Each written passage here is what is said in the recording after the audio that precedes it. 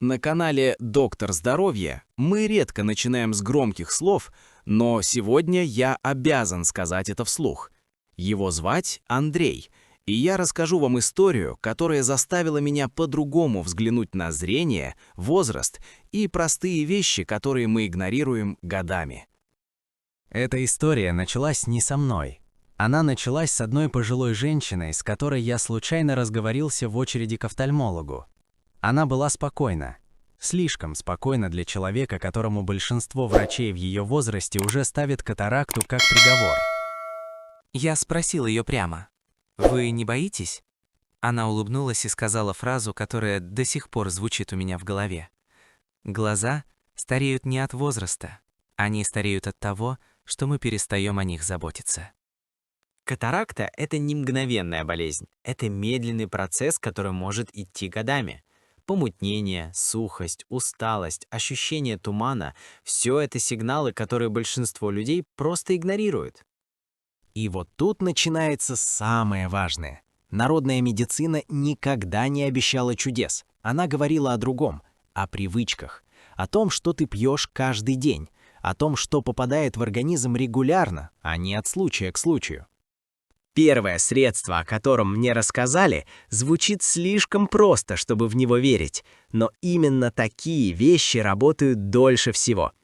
Теплая вода с медом и каплей лимонного сока утром.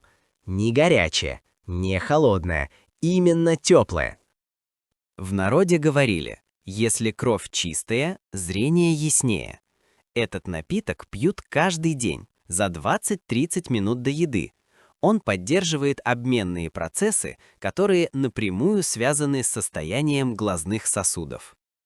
Второй рецепт мне показался еще более странным, но его использовали десятилетиями. Настой черники и шиповника. 1 ложка сушеной черники и горсть шиповника на литр горячей воды. Настоять ночь. Пить днем маленькими глотками. Чернику называли ягодой сумерек, потому что она помогала глазам справляться с усталостью, а шиповник – источник природных веществ, поддерживающих хрусталик. Но есть один момент, о котором почти никто не говорит. Никакой настой не поможет, если человек продолжает делать одну и ту же ошибку каждый день. Глаза не любят постоянного напряжения без отдыха.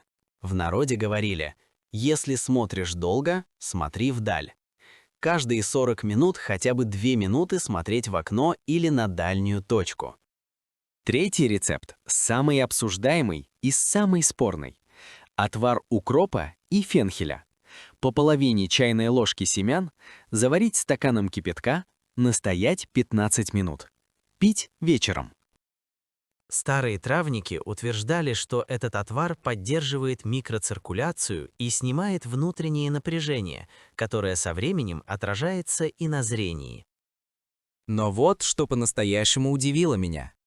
Все эти люди говорили не о лечении катаракты, они говорили о том, как не довести до нее. Разница колоссальная.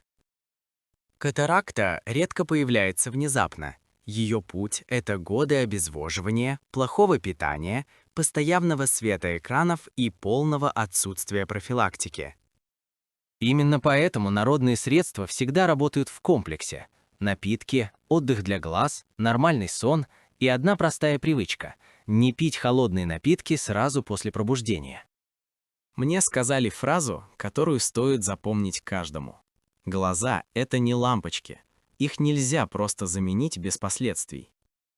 Я рассказываю вам это не как врач и не как пациент. Я рассказываю это как человек, который увидел, насколько простые ежедневные действия могут изменить будущее зрение. Никто не обещает чудес. Но если делать это каждый день, если относиться к глазам не как к должному, а как к ценности, риск многих проблем уменьшается в разы. Спасибо, что досмотрели это видео до конца.